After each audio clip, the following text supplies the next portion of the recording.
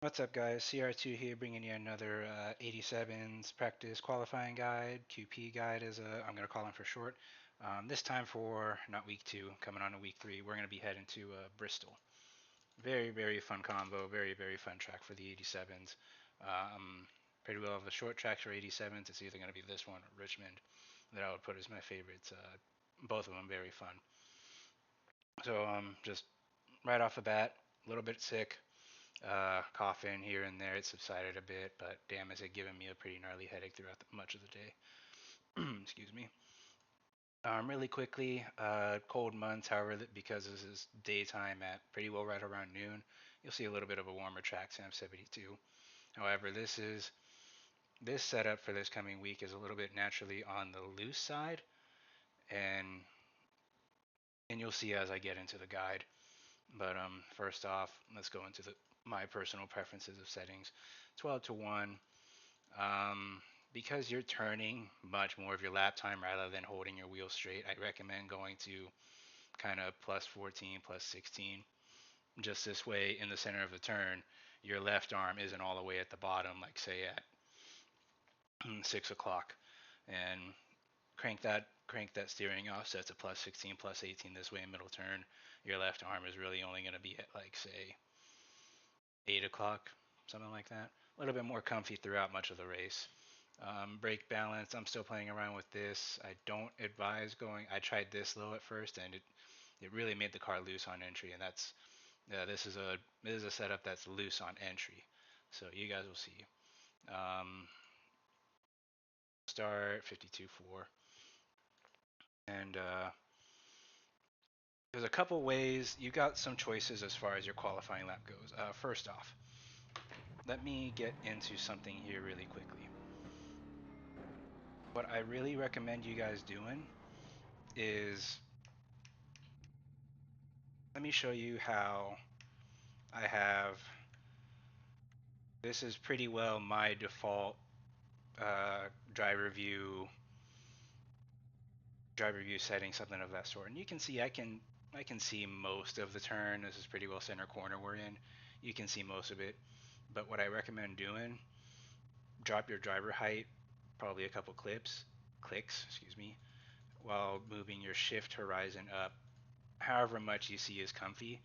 This way you're kind of looking up and you're giving yourself a little bit of a better view throughout the whole turn rather than you're kind of zeroed in on right here, because that kind of time to you receiving information to you actually are able to react to it is much greater here at a place like Bristol in case that sort of pile up accident sort of happens.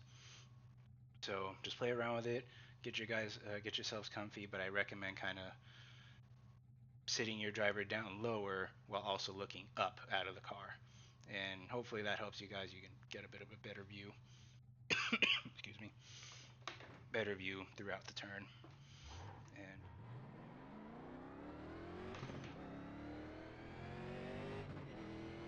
let's get on going. Set up the reset point. As always, get your run up. We'll do the low line first.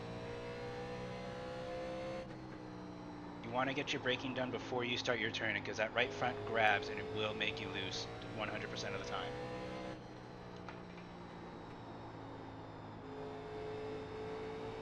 A little too early on throttle. We'll still make it though. Okay. It's good for a 15.59. Let's go on and reset. We'll do the high line this time.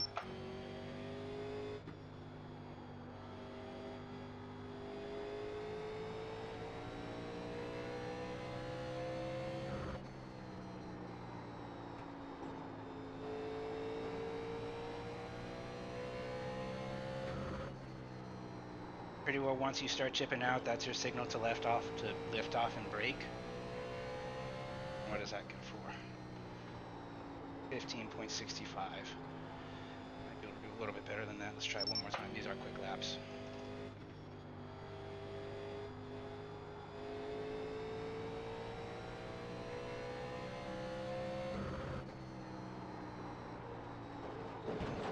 Oh, okay. Last try at it. Last try. I know I can get you guys a faster lap.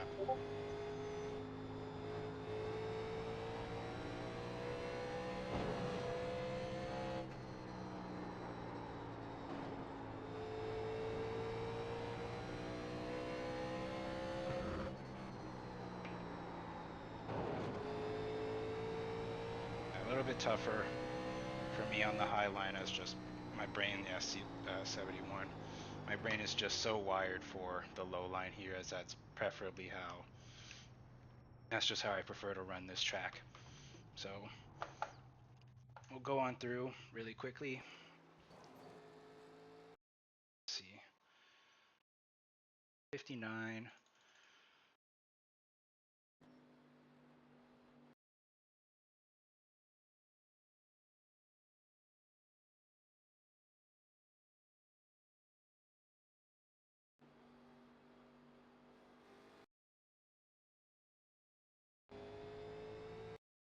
So of course, as always, get your run up.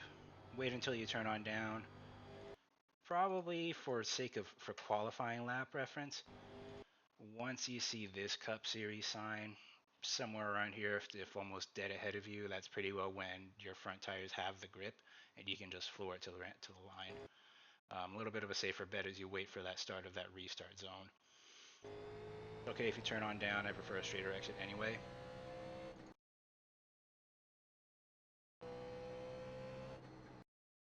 And pretty well the end of this Cup Series sign, this yellow stripe, that's about the reference. I know it's after that, so you guys are just going to have to practice that and fine tune. There's no kind of like hard reference marker of like, hey, lift off and brake here. But did you turn in early? Have your braking done before you start the bulk of your turn in, and I'll be sure to demonstrate why. Just hook that apron line as best as you can. And pretty well, once you see the Food City 500 sign in your windshield, that's typically a good marker. To get back on throttle, tires will still have the life to make it.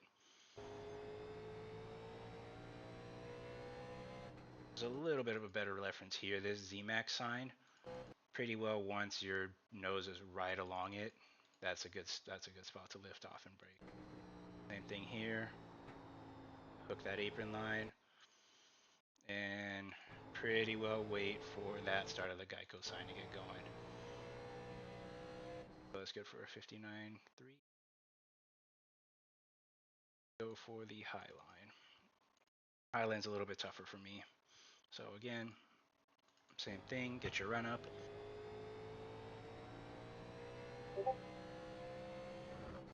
So, because you've got a longer turn in, so to speak, and you're kind of going up, you can lift off and brake later. Pretty well start of a safer barrier where it starts to jut out at you. Here I got the wall just barely. And I want to say, oh yeah, I was on that throttle early. I want to say wait for this first Tennessee sign to get into your view. I really feel like I was just pushing it and turning it way too much. Thing for 3 and 4. Got the wall just a bit again. And probably also for Cup Series sign, start of the restart zone.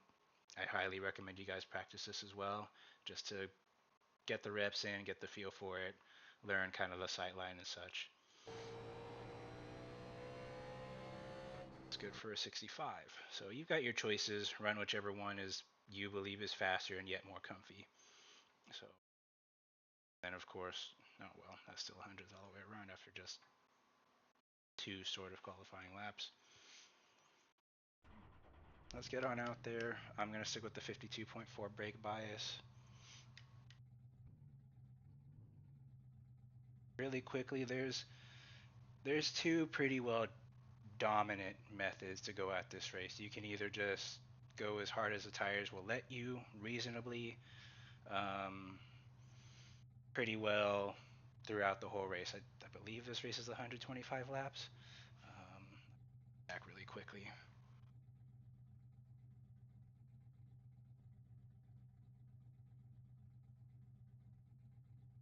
So yes, 125 laps. I am very sure fuel is not a concern.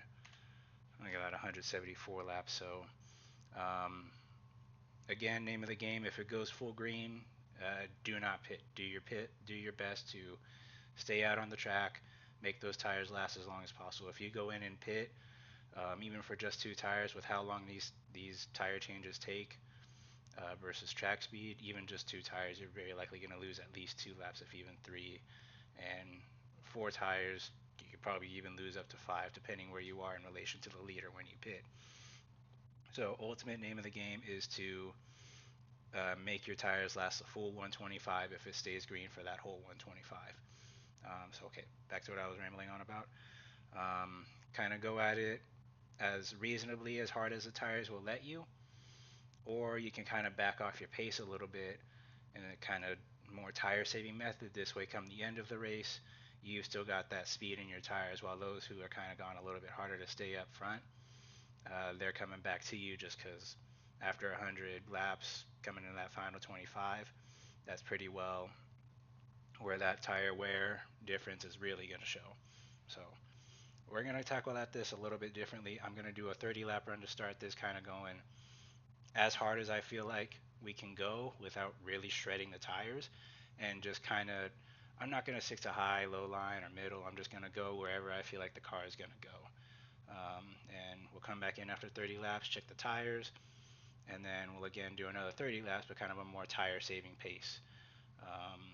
I may even up that to 40 laps for both runs, as kind of that tire wear really won't begin to show until probably 40 or 50 laps in. So let's see how long we're going here.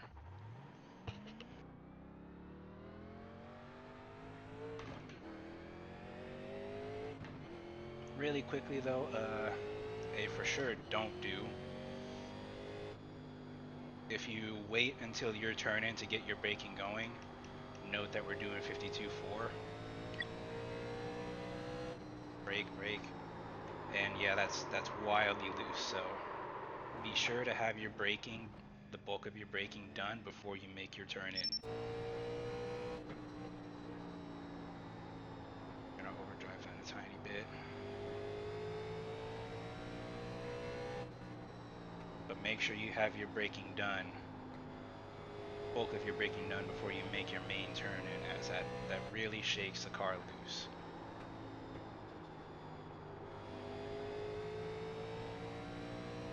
We're kind of going at this a little bit harder.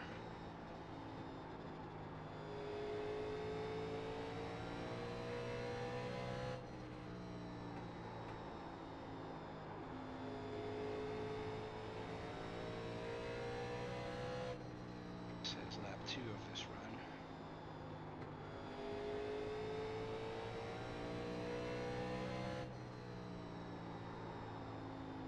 It's there.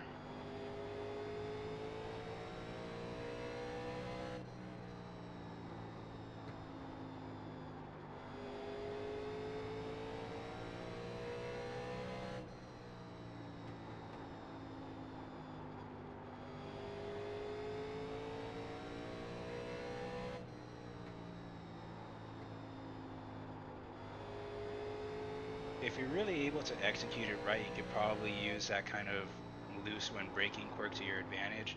I'm going to kick that out a little bit there, to get some rotation in the car to preserve the right front through center of your turn. Though through my experience so far, it is a tough balance to find. Perhaps once you get some wear in that right front, try to resort to that. But nonetheless, everyone, I 100%, as always, encourage you to go out and practice this, as very important to get the muscle memory in, get the reps in. Just this way you go in knowing what to expect and how you can attack a race.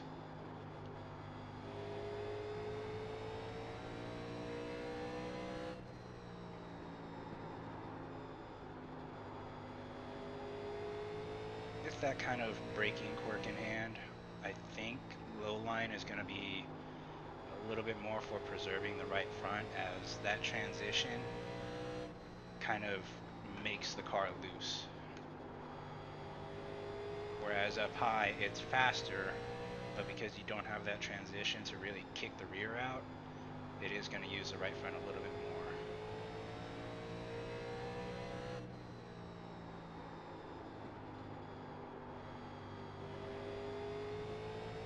So doing 16.4s pretty consistently.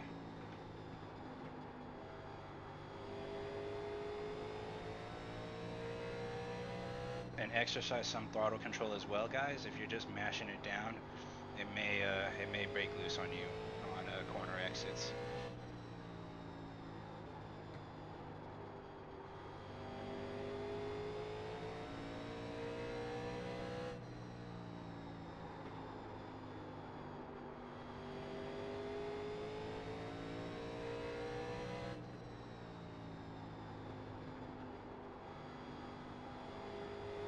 Pretty well for low line, end of that Cup Series sign into turn 1 is a good reference to lift off and brake. And you've also got another Cup Series sign that you can use as well, though. Thanks to the sunlight at this time of day, it is a little bit tough to see.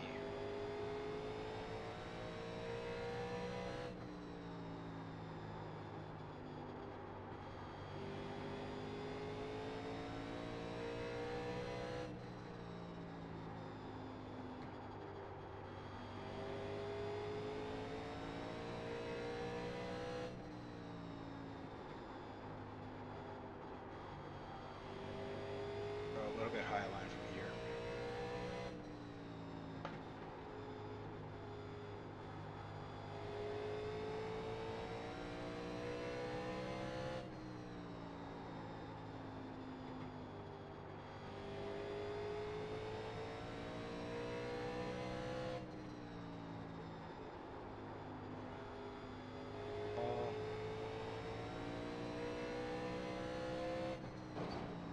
Don't want to do that, of course.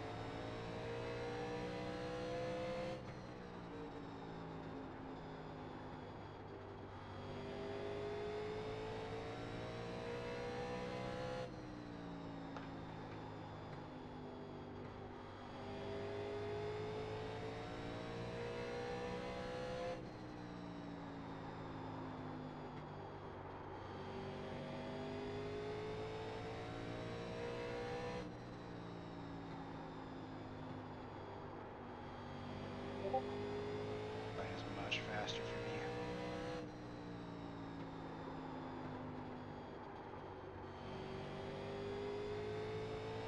Pretty well, instantly 2/10 difference.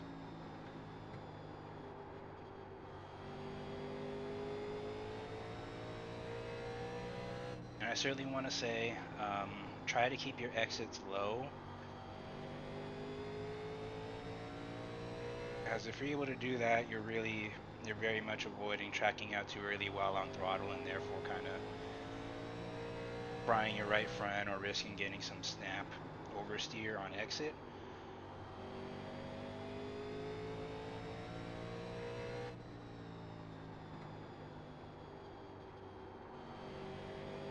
Let's try the high line again here. I think I will want to go up a little bit lower on the brake bias instead.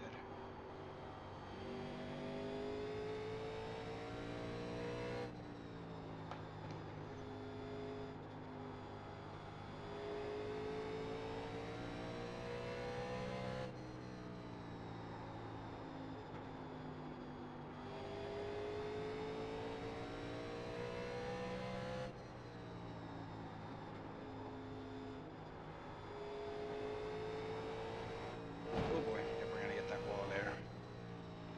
16.8.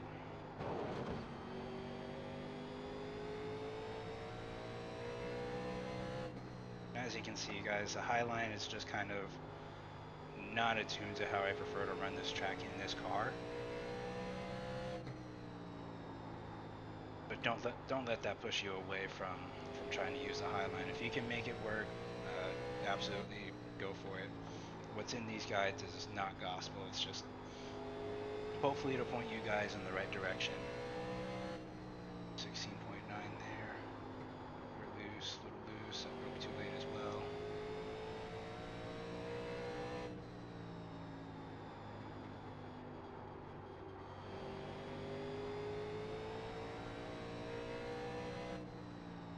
87.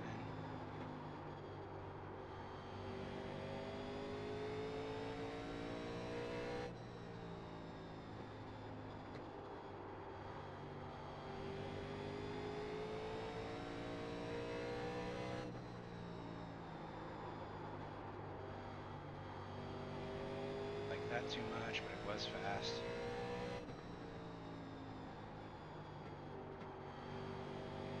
Can trail bake just a little bit, but you don't want to get on that. You don't want to get on that brake too hard. That's loose. That's loose. Drifting it.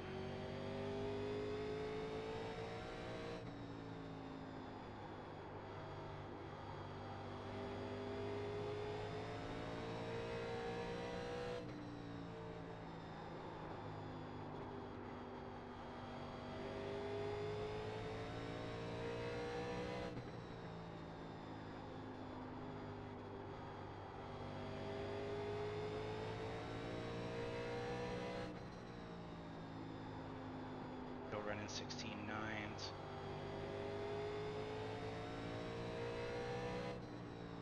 The line feels really good.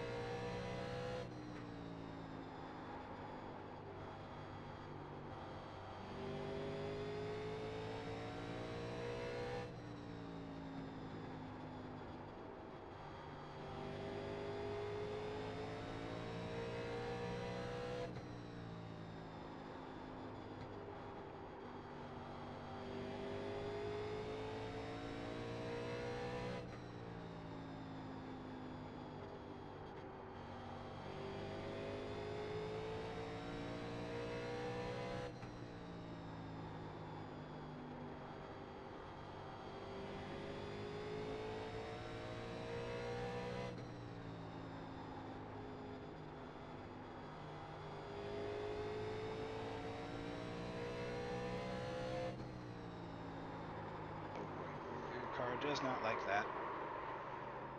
Alrighty, so we'll go ahead and end that run there.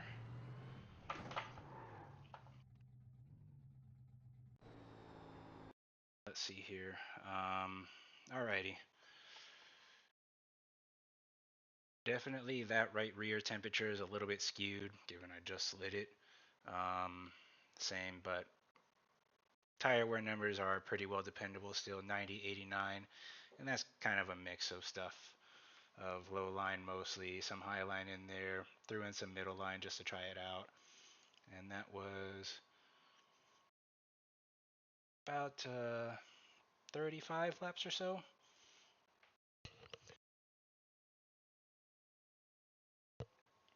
So as far as what feels best to me, it's going to be low or middle line.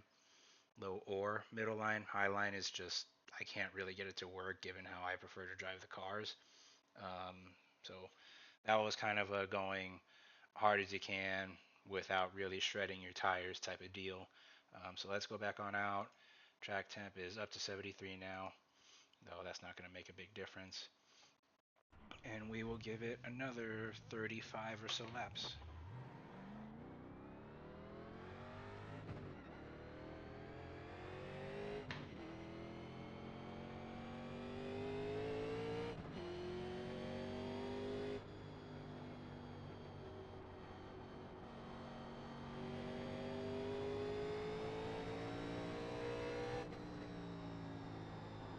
This is certainly trying to just allow the car to stay settled. We're not really going to try to shake it loose, none of that. This is kind of a comfy pace. You're not really brute forcing the car.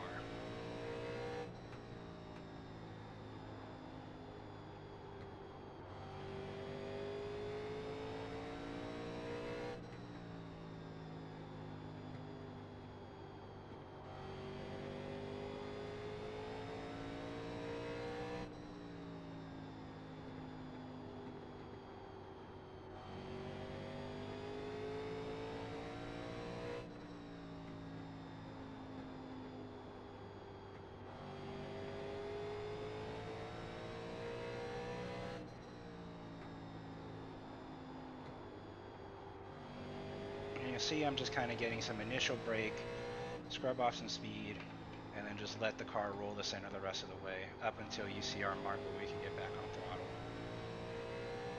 Brake at the cup sign.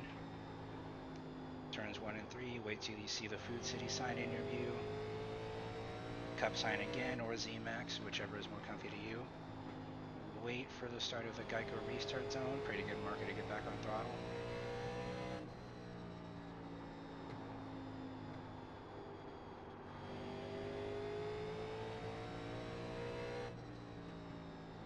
Car is giving some very nice feedback though. It's kind of telling me, I'll do what you want me to do,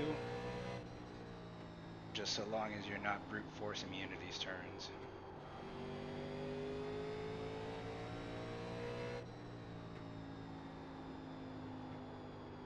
If you really know how to approach it, you'll probably only be a couple tenths off from drivers that are really going hard at it from lap 1.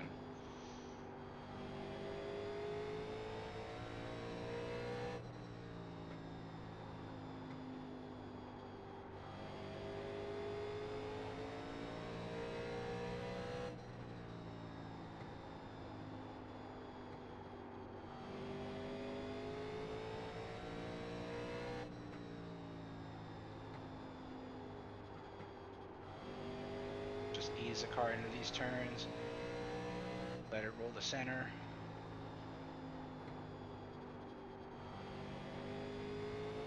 and then just ease back into that throttle.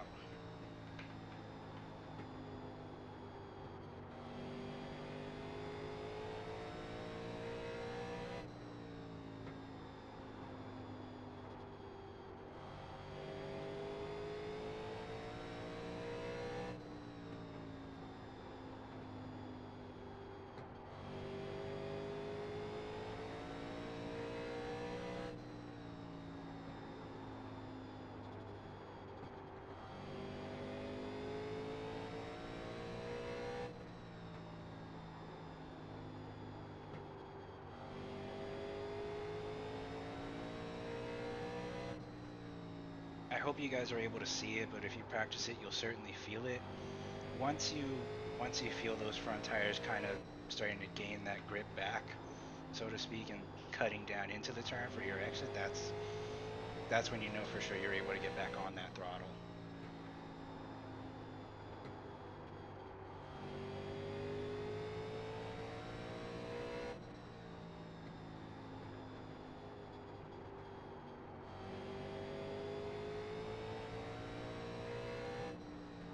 Feels like with this setup, with this track as well, and this car, you very much have quite a few ways you can go with this race.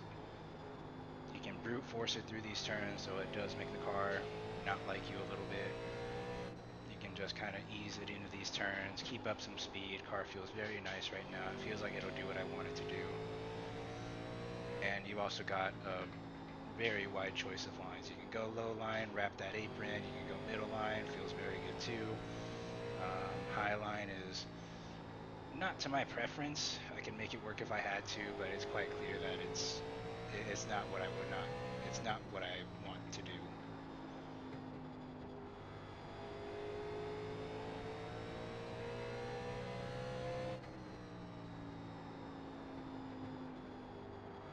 Seems like with the high line, you're kind of doing a little bit of a diamond. Not really staying right up against this wall, and I think that's where I was going wrong.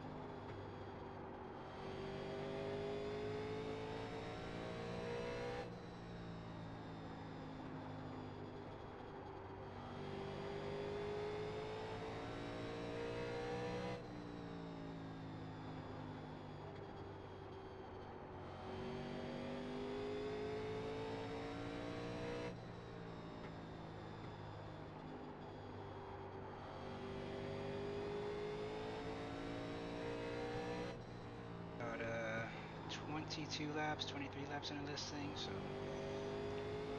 a little further to go. But one reason why I like to take the kind of more gentle approach with the car is, say late race, you're coming up on guys that have burned their stuff up, they're running hard from lap 1, you've still got some speed in your tires. So let's say, for example, let's say right now I just ran a 16.8 and I really wanted to go at it really hard to get a position coming up right now.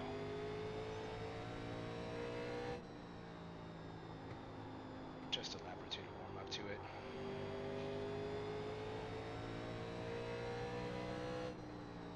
Really throw it in there, let the car rotate. Got on the throttle a little bit too soon there.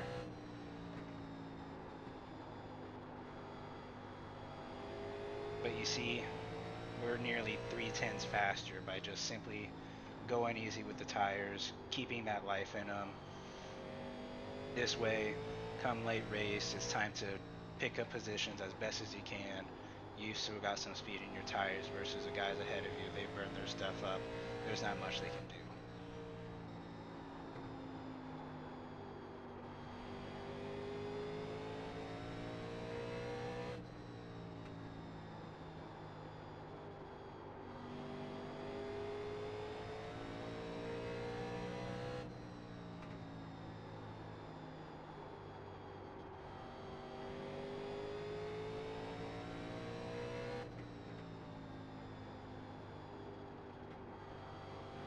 Especially, what's really fun here is once lap traffic comes into it.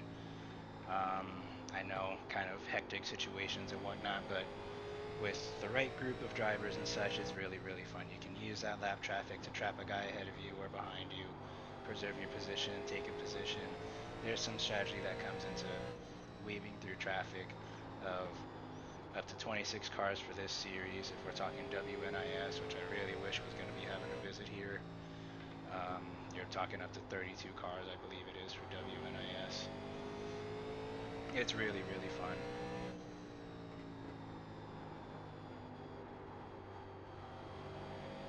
Come on down, check those tires.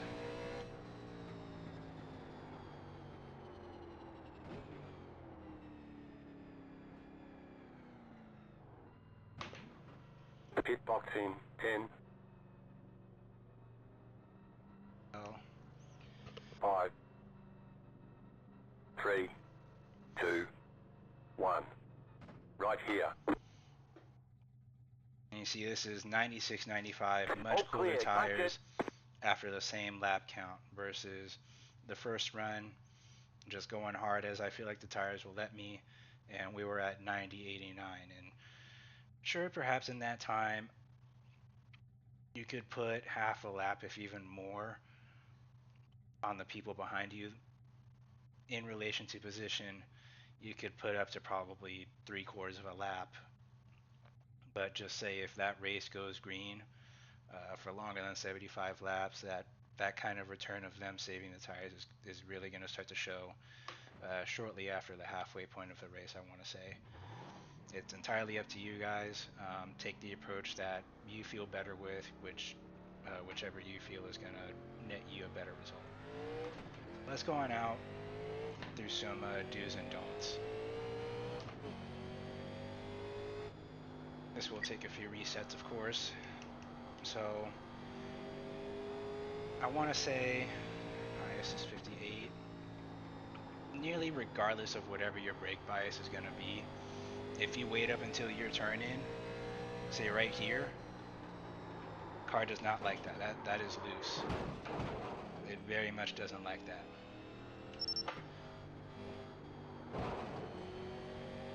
So make sure to have the bulk of your braking done, at least your initial hard braking done, before you approach that baking transition, because at that point, if you wait, that braking is throwing in so much delivery to that right front, and it's just going to grip and snap you around.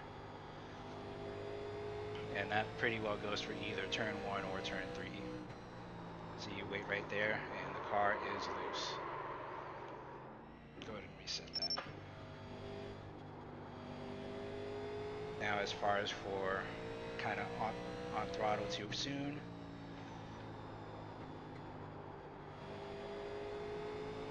can stand up to it there. Now that kind of braking hack, you see that is pushing up towards the wall. That is when you know you're frying that right front. Now that braking hack really only applies to the lowest line, I want to say, because that's where that transition is the sharpest. Middle or high line, I don't really think it's much of a concern.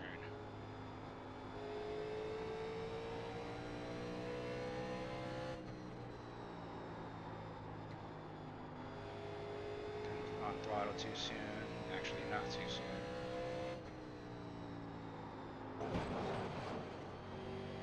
And also make sure you get your braking points correct for the high line. That is just not suited for me. You kind of gotta wait, feather your throttle a little bit. Whereas for the high line, I think it's much better to just wait till you turn back on down, and you can get right back on throttle, almost full throttle. Just ease into it, don't slam it down, because I think it can be enough to kick out the back, so just be aware of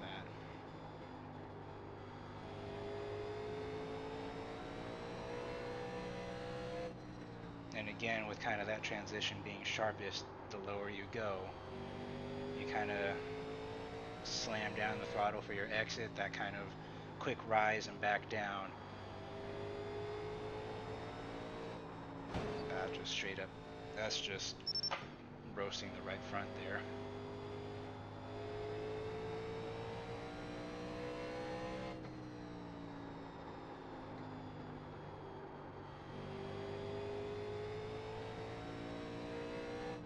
It's not really kicking out right now, but later in the run, guys, kind of test the limits, see what you can do, see what you can get away with.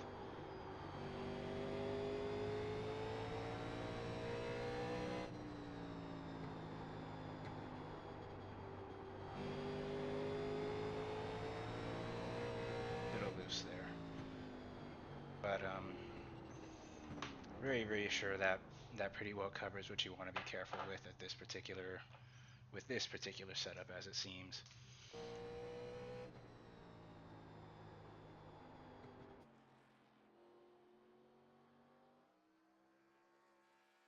So just what I think is going to be the best way to go um, is just kind of that ease into the turns, ease back into the throttle, kind of you guide the car, you're not forcing it. It is a little slower, yes, but if you're able to really save your tires, keep that heat out of them, come late race, if it's happened to stay green, you'll certainly be the one with the advantage. You can get that extra 2 or 3 tenths faster out of a lap whenever you need to, because it once it goes green, 60 plus laps or so, 50 or 60, somewhere around there. That's where those that have really burned through the right front or the right rear, you can do either with this track.